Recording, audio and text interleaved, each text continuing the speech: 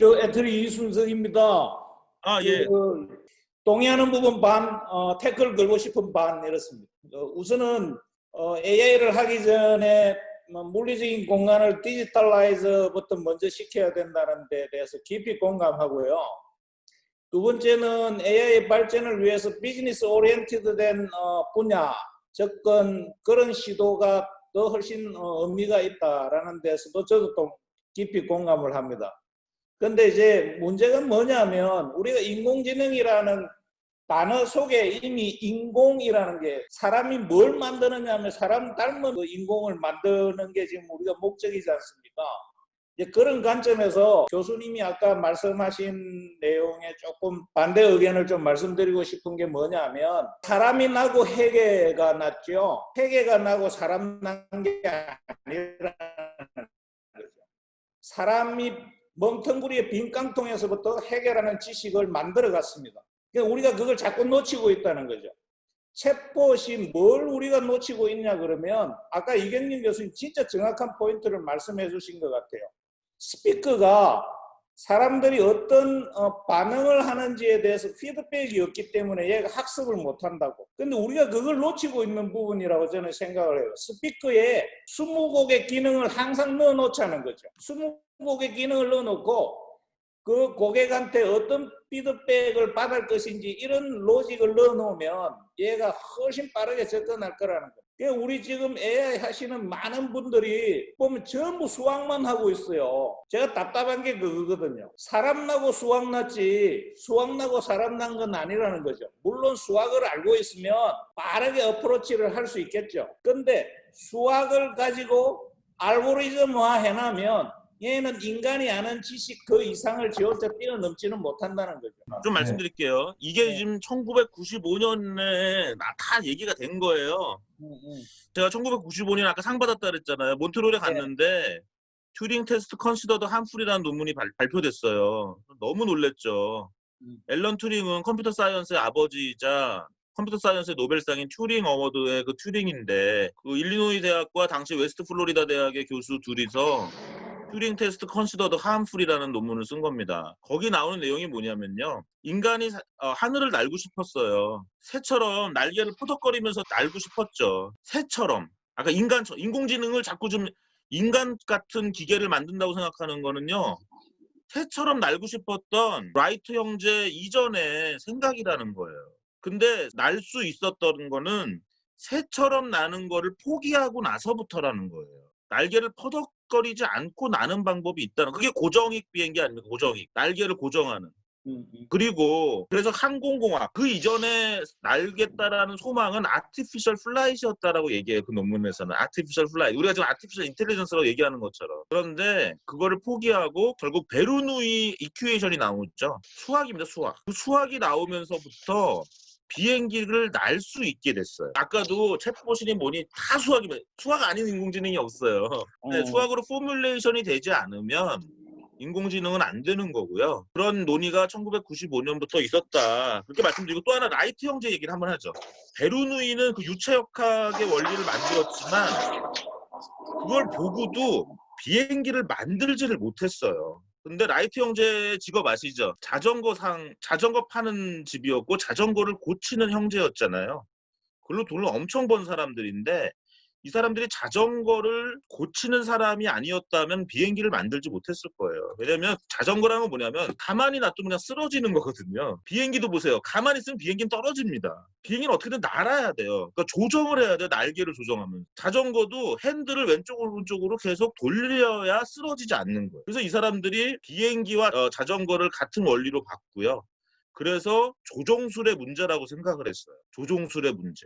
그래서 풍동을 설치한 거고. 풍동이 있기 전에는 사람들이 자꾸 산에서 비행기 만들었다 떨어져 죽고 하니 실험을 많이 할 수가 없죠. 근데 풍동이 되면서 이제 안전하게 조종술을 익히면서 비행기가 나온 거거든요. 지금 머신러닝도 되게 그러면서 멋있죠. 왜냐면 학습을 시키는 환경을 만들었잖아요. 지금 머신러닝 학습. 그래서 제가 보기에는 그러니까 뭐냐면 수학과 예. 시행착오에 의한 학습 두 가지가 결합이 되면서 우리가 인간을 새처럼 나는 게 아니라 날게 만든 거잖아요. 그러니까 인공지능도 마찬가지라는 거예요. 수학과 학습 환경을 통해서 이제 인간 같은 기계를 만드는 게 아니라 인간이 하고 싶은 일만 하면 된다는 뜻입니다. 제가 그 사이에 말씀을 좀 여쭤볼게요. 사실은 여기에 이제 계신 많은 분들이 이게 코로나하고 비즈니스하고의 어떤 연계 관계, 그러니까 코로나 이전과 코로나 이후에 비즈니스가 어떻게 바뀔 것인가에 대한 그런 부분도 굉장히 중요하게 좀 관심을 갖고 계신 부분이라, 물론 이제 우리가 언택트 얘기하지만 인공지능이 과연 이런 것들을 어떤 기회를 줄 것인가에 대한 부분도 한번 좀 말씀을 주시면 듣도록 하겠습니다. 코로나 관련이요? 교수님, 그 코로나 관련해서 코로나 이전과 이후에 대한 어떤 그 인공지능 예. 대한 변화, 비즈니스 쪽으로 포커스를 좀 해주시죠. 오늘 사실은 뭐 그게 큰 주제였는데 그쪽에는 저는 뭐 그렇게 큰 아이디어는 별로 없습니다. 저는 코로나 이전과 이후의 변화를 너무 많이 강조하지는 않는 편이고요. 뭐 사람들이 지금 엄청 만나고 싶어 하는 거지. 앞으로 이제 코로나가 없어져도 계속 안 만나고 싶을 것이다라는 거는 좀 저는 그렇게 믿지는 않는 편입니다. 그래서 일단 그렇게 보는 편이고요. 이제 코로나가 인공지능의 발전에 도움을 어떻게 줄 거냐, 뭐 이미 많이 보도가 된 내용인데 진단이나 이런 부분은 또 어렵다고 생각을 하고 있고요.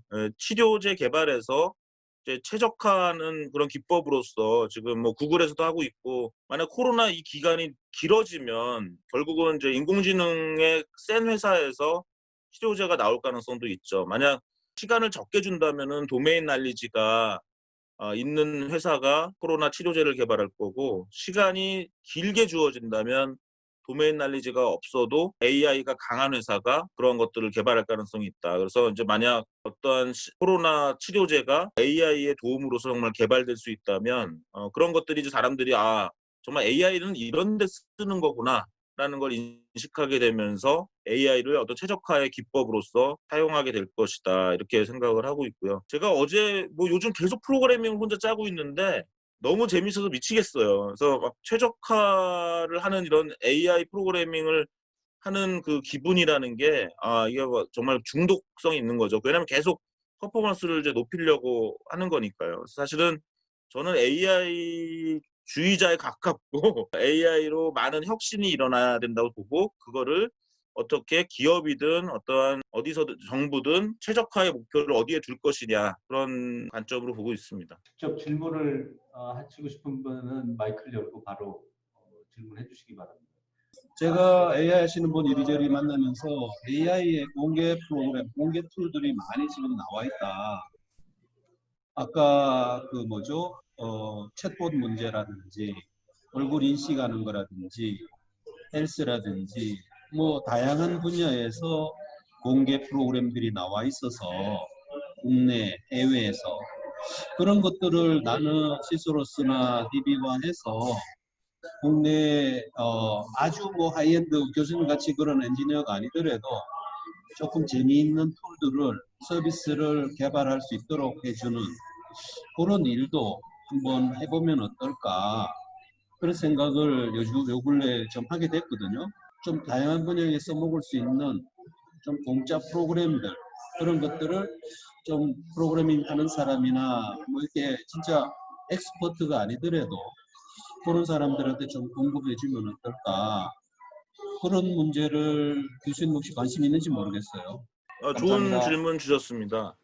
지금 그런 툴을 막 저한테도 막 이메일이 오더라고요. 뭐 엑셀처럼 뭐 쓰는 AI 툴을 개발했다, 이렇게 연락 오는 분들이 있고, 제가 뭐 한 2, 3년 전에 언론에다가 AI라는 건 엑셀이나 마찬가지다, 엑셀 툴을 배우듯이 엑셀 안 배우고 평생 사는 사람도 있잖아요.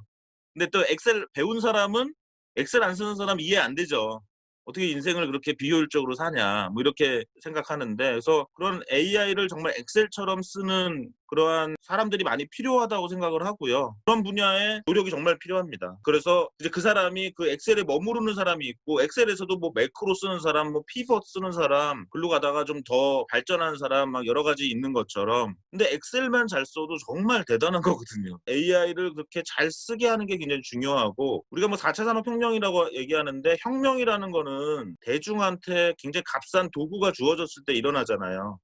뭐 종교 개혁이라든가 구텐베르크의 뭐 인쇄술 혁명이라는 게 결국은 아주 개인들한테 출판의 어떤 도구를 줌으로써 혁명이 일어난 거고, 저는 2차 산업혁명은 제가 겪은 게 아니고 3차 산업혁명만 제가 겪어서 그런지 자꾸 3차 산업혁명 얘기를 하는데 90년대에 그 인터넷 웹페이지 만드는 기술이 정말 쉬운 기술이거든요. HTML 좀만 알면 되고. 그래서 많은 사람들이 그때 벤처를 만들었습니다. 근데 거기서 주된 건 뭐였냐면 제가 비즈니스 모델이라는 것도 1998년부터 제가 말을 사용했어요. 제가 95년 박사인데 1995년 그때까지만 해도 비즈니스 모델이라는 말을 경영학에서 한마디도 안 가르칠 때입니다. 무슨 얘기냐면 3차 산업혁명은 웹페이지 기술이라는 아주 간단한 값싼 기술에다가 비즈니스 모델을 어떻게 적용하는지를 잘 알아낸 사람들이 돈을 벌었다는 거예요. 근데 4차 산업혁명도 똑같다는 겁니다, 지금. AI라는 아주 값싼 기술을 이걸 가지고 어디에 돈이 될 거냐를 찾는 회사들이 엄청난 돈을 벌 거라는 거예요.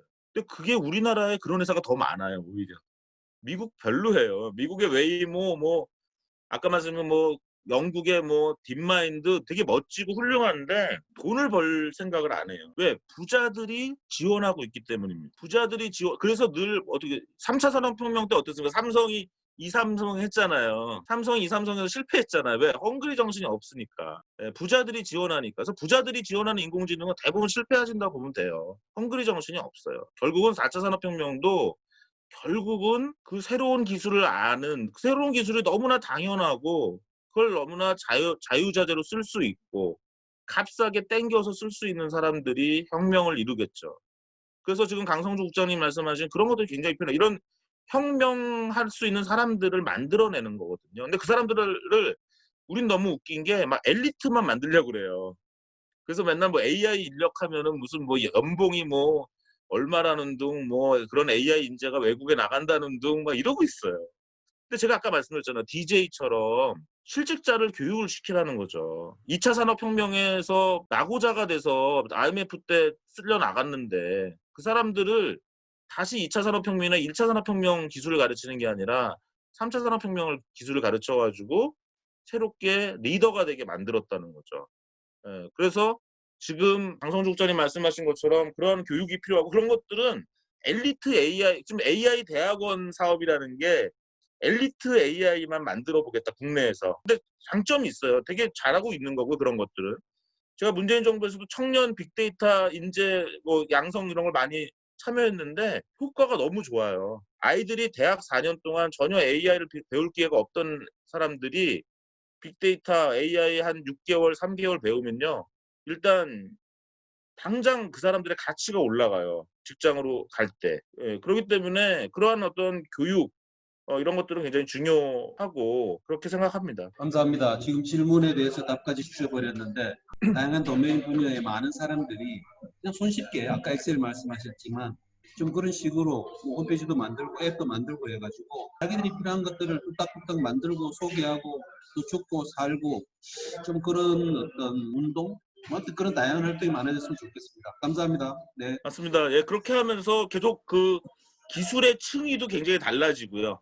그 중에 일부는 고급 기술로 갈 거고 일부는 계속 그걸 응용하면서 굉장히 이제 저변이 넓어지는 그런 게 되는 거죠. 사실 3차 산업혁명이 일어난 이유도 한국에서 PC 보급이 그 80년대에 저는 과외를 금지시키고 전두환 대통령이 되게 잘했다고 생각해요. 그래서 80년대 학번들이 중고등학교 때 대부분 과외를 안 하고 컴퓨터 만지작거리다가 지금 넥슨, NC소프트, 네이버 다 나온 거거든요. 그런 경험이 없으면 어떤 너무나 자연스러운 경험 있잖아요. 컴퓨터를 어렸을 때부터 쓰고 프로그래밍을 하고 이런 자연스러운 경험이 있는 사람들이 결국 일을 하게 돼 있는 거거든요. 그래서 그런 자연스러운 경험을 굉장히 많이 그거를 꼭 어린 아이들만 생각하는 게 아니라 지금 직장인들이나 실직자들이나 이런 분들을 실직자들을 그냥 무료로 실업 수당을 주는 게 아니라 이 사람들이 배워야 실업 수당을 받게끔 해야 되는 거죠. 해외 여행을 가고 그냥 소비하는 사람들 실업 수당을 주지 말고 이 사람들을 AI를 가르치든 뭘 새로운 기술을 가르쳐가지고 드론이라도 날릴 수 있게 한다든가 그런 손에 잡히는 그래서 제가 핸즈온이라는 얘기를 많이 했는데 손에 잡히는 기술 제가 아까 비행기가 만들어진 과정은 베르누이의 수학도 필요했지만 라이트 형제의 자전거 조종술이라는 것이 필요하다라는 그 손발이 움직여야 된다라는 거. 그 다음에 반복 실험을 할 수 있는 풍동을 만들었다는 거. 이런 것들이 굉장히 중요한 비행기 또는 항공 산업이 발전하게 된 계기가 되기 때문에 그런 생각을 좀 하면 좋을 것 같습니다.